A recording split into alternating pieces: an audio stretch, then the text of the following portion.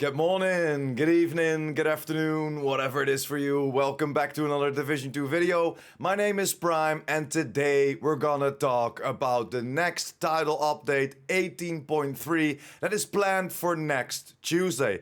Last night they dropped the patch notes, so today I'm gonna tell you what they're gonna fix, what they're gonna change in the game, and of course the double companion stack will be fixed, because now it's kind of broken. A lot of fun to play with, but in PvP it's kind of destroying the game. So let's dive right into the patch notes and let me tell you what this is all about.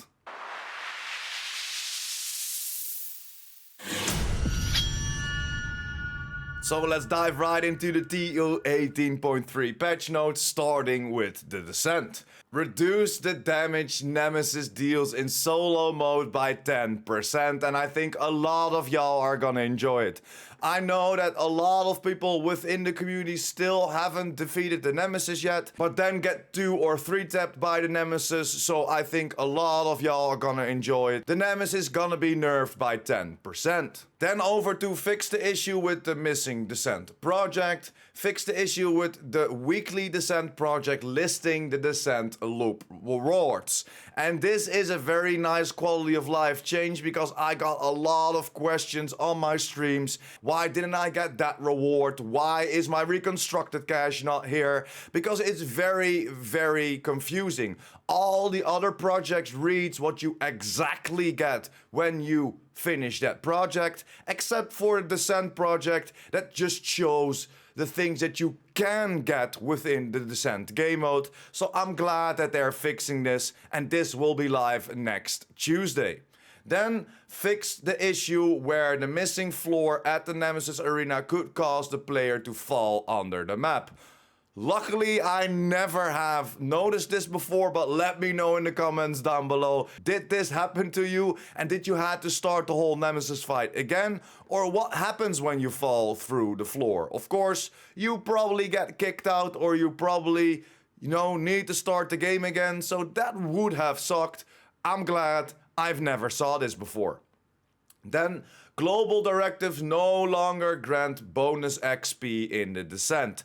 As we know, if you put on some extra directives in the open world, then dove into the Descent, it would give you an insane amount of XP boost. So for example, if you put all 5 directives on in the open world, then dive into the Descent, you will get a 125% extra XP, and that's how people got a little bit higher in the SHD levels, and was a pretty decent way to farm your XP. But while they were moving this, and this is of course a logical decision because this was a little bit of bug, but we need to have a little bit more XP in the Descent then.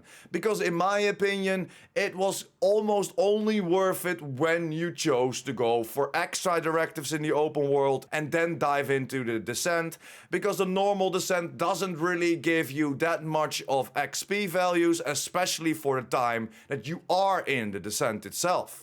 Then over to the next few topics. Fix the issue with the player remaining stuck inside the corridor between the water treatment and the generator rooms while standing in a specific part of the corridor. Fix the issue with the pop-ups button not showing up as clickable when interacting with the consoles. Again, never noticed this before as well.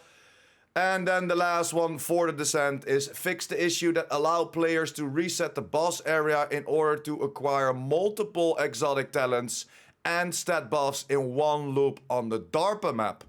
Interesting. I didn't know this as well. So yes, all these things will get fixed with next update. The next title update 18.3 that will be coming on the 25th of July next Tuesday. And then let's jump over to our next topic, and that is gear, weapons and talents. Fix the issue that caused the companion talent and its perfect version to be activated without being near an ally or a skill. As we all knew, the double companion stack was kind of broken. It gave you 3 stacks instead of that 2 stacks. So instead of 35%, we got 50%. So that's why that double companion was so good to play around with. But we all knew it was broken. In PvE, it was a lot of fun, and I feel like it was in a decent spot, maybe a little bit too hard hitting, but in PvP it just destroyed the game. So I can understand that they are fixing this companion stack, and hopefully it's worth it with the double companion if we only have that 35%, but we'll see next Tuesday. Then for the next one is fix the issue with the unbreakable talent and its perfect version not activating on newly equipped items with the same talent. This was, of course, already a little bit of a problem with Unbreakable. They fixed it with TU18.3, that it didn't really proc after it procced once, but it seems like it didn't really work the way intended still, and they're gonna fix it right now. And then for the next one, added Sanctum Exotic MR and the Ninja Bike Exotic Backpack to their targeted loot pool categories. And I had a lot of questions about this in chat as well, because people came in and asked me, how can I farm the Ninja Bike? How can I farm the Sanctum? Because I missed last season. And normally, when the season ends, they open up for the targeted loot pool and your open world loot pool. But for some reason, they didn't get added, so a lot of people were looking for that Ninja Bike that they missed last season, but couldn't find it because it wasn't in the targeted loot pool. We already read about this on Reddit, but we couldn't know for sure because there wasn't an official statement. And here it is. Those were not in the targeted loot pool. So until Tuesday, you cannot find the Sanctum, you cannot find the Ninja Bike, you cannot find the Elmos, and you cannot find the Shocker Punch in the targeted loot system. They will be in the open world loot system, but then you get extremely lucky to get it to drop because you cannot target farm for it. Like I said just now, added the Saint Elmo's engine and the Shocker Punch to their targeted loot pool categories as well. And please be aware that the blueprint still needs to be unlocked through the seasonal pass reward track first. Or of course, like I explained, with last season's exotics, that they will open up in the loot pool if the season is over.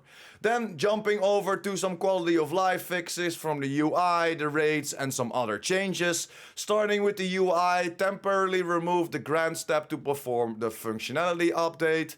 Fix the overlapping text shown upon receiving the Johnson glasses, and player is no longer forced into the descent mode when skipping the briefing cutscene after exiting the descent. So these are all decent and pretty good changes, not really big. Then we have for raids, fix the issue that caused the first shutter door to remain open while the raid leader resets the Iron Horse raid before starting the raid.